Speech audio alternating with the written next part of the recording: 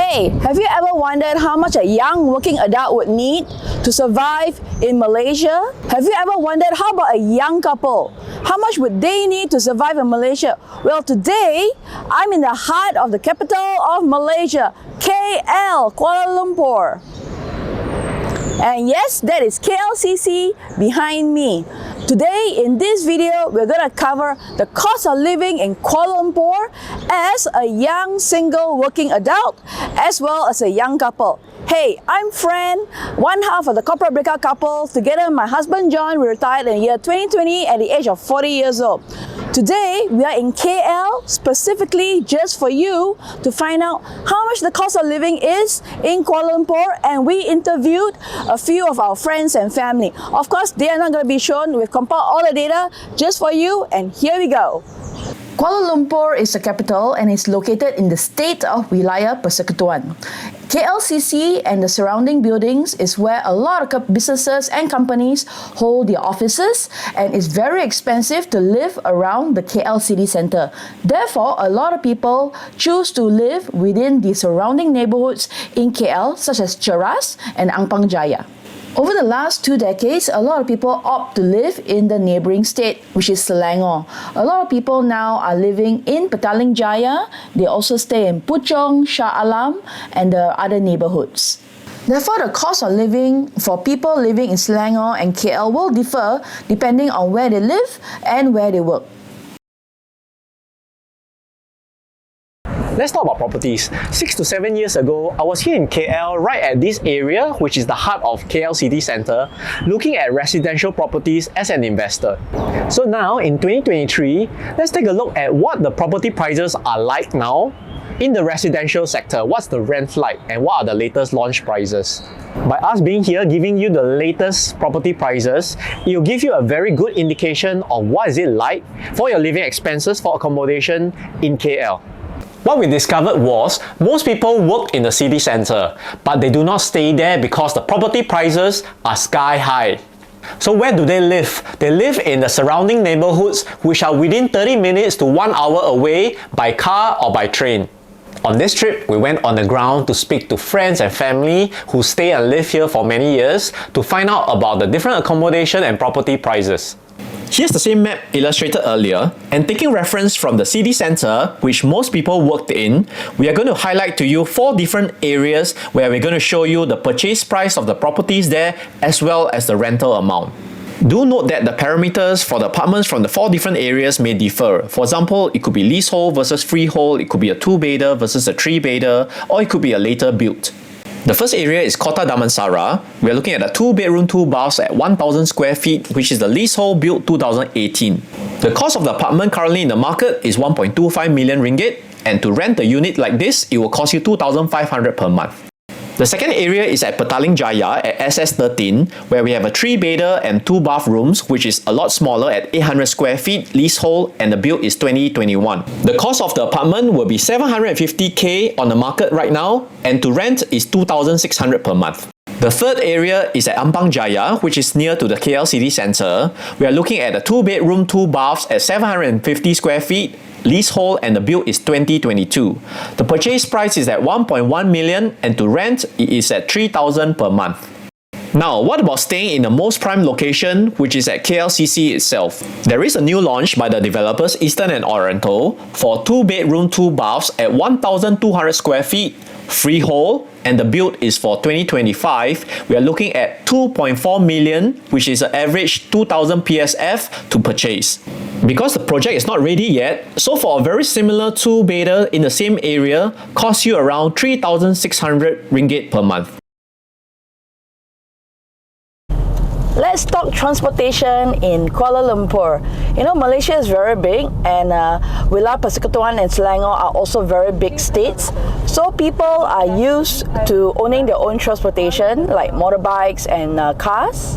and they think nothing of traveling long distances to get from point A to point B, for example, school or work, or for meetings. So an hour car ride, an hour and a half car ride is actually nothing to them.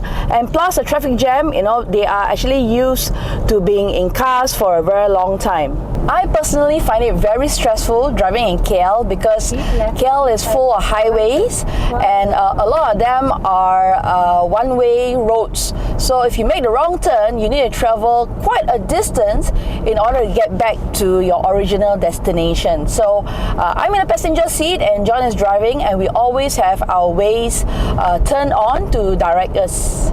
So the different modes of transportation that one can take would be, of course, your own transportation, either a motorbike or a vehicle, and then you've got Grab, you've got your LRT and your MRT trains. Being stuck in a traffic jam is quite common for the KL people. So remember, if you are moving around, up and about around KL, make sure to buffer plenty of time and leave early if possible. Otherwise, you'll be stuck in an hour-long jam. Due to the numerous highways connecting to the various cities, paying toll is a part of a daily life of someone living in KL. John and I spent quite a fair bit paying tolls on this trip. And here we are off to spend the day at Bukit Bintang. I'm no stranger to MRTs in Singapore, but this is actually my first time in MRT in KL. And actually what we're doing is we're going from Kota Damansara all the way to KLCC. The stop that I am now is at Surian, and we're heading all the way to Pavilion Bukit Bintang. The whole journey will take about 30 to 35 minutes. What we did was we parked our car at a mall nearby my aunt's house in Kota Damansara, and we took the train into Bukit Bintang. This is quite a regular journey for people living in the PJ area if they do not want to pay the exorbitant parking fees when they go into town. A single trip for an adult ticket costs between Rm 350 to 450 depending on where you get off. Over the years, KL has progressed in its transportation system, and I'm very, very impressed. As you remember, this is my first time taking the MRT, and these are all the various lines that they have created over the years, and it's very convenient, it's very clean, and it feels also very safe. So good job, KL. And the good news is that there are still more development and more lines upcoming over the next few years, and this is great news because then the people it'll be more convenient, right? And you can stay a little bit further for you to save a little bit of money on your accommodation, and yet you can still get to where you want to go. So not everything in KL you must pay. I'm currently now waiting at a bus stop to board the free bus. We are going to Petaling Street. This free bus shuttle is only available within the KL city centre, and the last stop is KLCC. On this trip, John and I ate our way through around KL. We went to 5 different establishments to give you the price point of all the different food prices. This is an old school coffee shop in KL. We're actually quite near to Kota Damansara. So there's a lot of variety of food in a place like this. And let's go and find out what the prices are. We found out that the starting prices for each hawker store starts at 8 ringgit. Whether you're having chicken rice or wonton mee or curry noodles, together with your drinks, your total breakfast cost will start at least 10 ringgit onwards. Friend and I both had pork meat ball noodles, the small one at 9 ringgit each, together with a drink which is 3 ringgit each. Our total cost for 2 of us was 24 ringgit for breakfast. My aunt took us to this extremely popular Chinese restaurant located in this industrial neighborhood area, and it was so packed on a weekday afternoon. We were honestly very shocked. My aunt told me that KL people don't mind spending big on food. This restaurant was filled to the brim with all walks of life, ranging from working crowd to the old folks to families and friends. The food was amazing, so I can see why there are huge crowds even on a weekday afternoon. We are at the food court of Surya KLCC, and this food court serves not only the tourists but also the working crowd. This food court serves international cuisine from Arabic to Western to Japanese, Korean, and some local cuisine as well. As this is a premium shopping mall in KL, you will expect to pay for your food and drinks about 20 to 25 ringgit. I had a chicken plus BBQ chicken rice together with a drink, and in total, that cost me 25 ringgit. Our trip to KL coincided with my cousin's birthday. So we went as a family to Mitatsu. It's located at Old Klang Road, and this is a all-you-can-eat Japanese buffet. They have a wide selection of Japanese food ranging from sashimi, sushi, and your grilled items. There's also lots of drinks available and dessert. It is a free-flow selection of food, so all you have to do is to order and they'll serve it to you. It works out to be about 100 ringgit per pax, which includes service charge and GST. We love exploring cafes in KL because KL is huge and there's no lack of space. So what people do is when they have a cafe, they incorporate very interesting concepts into their cafe styles. Take this space for example. This is the Signature Cafe. It's located in a warehouse where the company showcases their kitchen equipment and the kitchen layout. So it's actually a very interesting space. It's fantastically huge and the food is very good as well. KL is famous for their Hokkien fried mee, which is in Cantonese called Tai Lok Min, and it's fried under a huge intense fire full of wok hei, which is the dragon's breath, and lots of pork lard, and makes it a delicious dish. There are many famous stalls selling Hokkien mee all around KL. This particular stall was recommended to me by my uncle in the PJ area. You cannot come into KL and not eat a plate of delicious, full of wok hei, Tai Lok Min. And obviously this is not for me only. I've got my friend with me and we're sharing that plate. And then John is eating an entire plate by himself. Each plate costs RM20. I love Don Don Donki. However, there's no Don Don Donki yet in Penang. I always go to the one in Singapore, but guess what? KL has Don Don Donki, quite a few outlets actually. Don Don Donki is a Japanese multinational discount store chain. I feel so happy every time I go in there because of the music and lots of variety of Japanese items. I'm currently standing in front of a village grocer in a KL shopping mall, and as you know, if you have watched our cost of living in Penang part 1, we actually did a lot of extensive research on the goods that village grocer sells and the itemized prices. And in KL, you'd be happy to know that the prices are around the same, except that they do import a little bit more items from overseas into the KL one because the demand is more.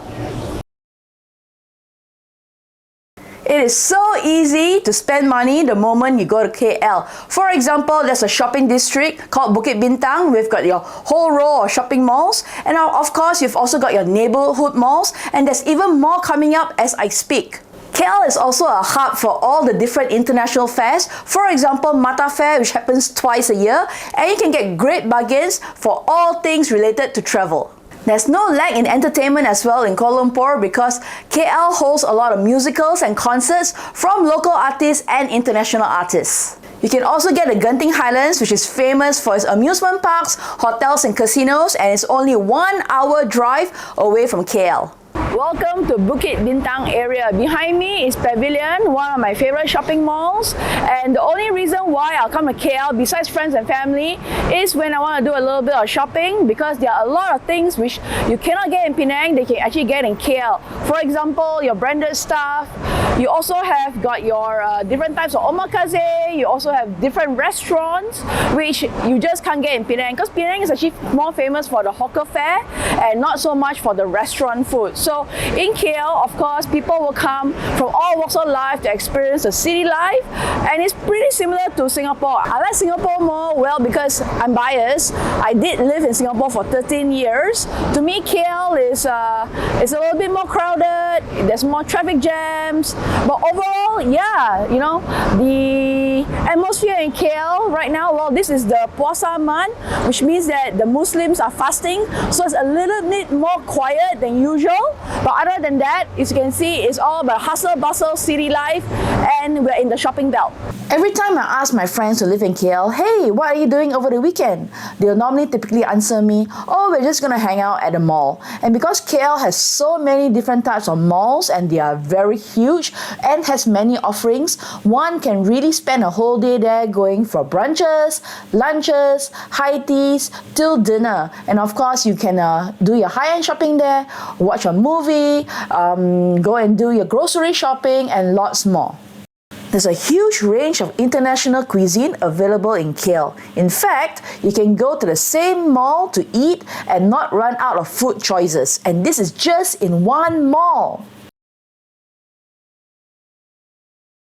You spend quite a fair bit of time in KL speaking to two individuals. One is a young working adult living in a neighborhood of KL city center, and the other is one half a couple also living in a neighborhood nearer to KL city center, and they both happen to be working right in the heart of KL. The first profile is a single young working adult with around 6 to 7 years of working experience in middle management. The second profile is one half of a couple and currently with around 15 years of working experience and is in senior management position. Both profiles represent the typical working class in KL in their respective genres. The first real-life example we have for you is a young single working adult whose career is in a mid-management position in finance industry with 7 years experience. Now this is a KL boy and he works at the KL city centre. He rents and shares with one housemate in a 2-bedroom apartment at Kota Damansara and drives a second-hand car. Let's examine his total expenses. For food, because he eats out every single day, he doesn't cook, so his expense is 1,500 ringgit per month. For household items, you're talking about cleaning equipment and some personal stuff, is 100 ringgit. For transport, remember this is a young guy, so he travels all over the place for fun with his friends, and to further places, so he spends for toll, everything in 1,200 ringgit. For accommodation is 1,800 ringgit, including all the utilities and all the maintenance costs. For healthcare, he pays about 250 ringgit. And for others, because he's young, he does a lot of shopping, he spends on entertainment and hobbies, is 600 ringgit. And because he spends most of his money there, he doesn't travel too much. So his total budget is 5,450 per month, which works out to be about 1,235 USD. This is the second real-life example. So this is one half of a couple. She works in senior management position with 15 years of experience. She works in the KL city centre and she owns her own 3-bedroom condo in Petaling Jaya and drives a new car. Her partner owns a car as well as his own condo, so that's a separate expense altogether. Let's jump in. So for food, they both dine in 50% and dine out 50%. So therefore, per person is RM 2,000 a month. Household items for her own condo is RM 200 a month. She owns her own car, therefore, including toll, petrol, and her car installment is RM 2,200 a month.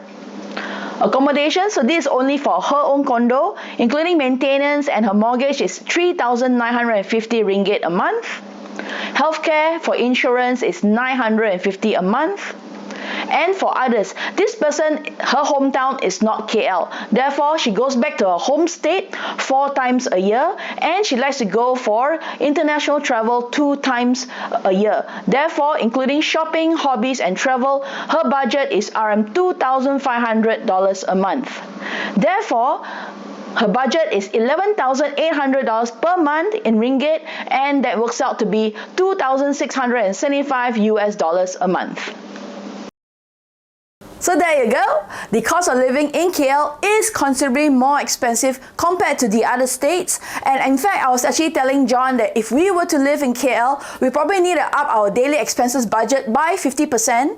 Well, that's because I would love to attend more musicals and more concerts. And John doesn't have to go because he doesn't like them. Over the years, I have friends and ex-colleagues who were originally from Penang and they've moved to KL for better job opportunities. Even though they've mentioned that that it is a lot more stressful in KL with the traffic jam and the work demands, as well as the higher cost of living.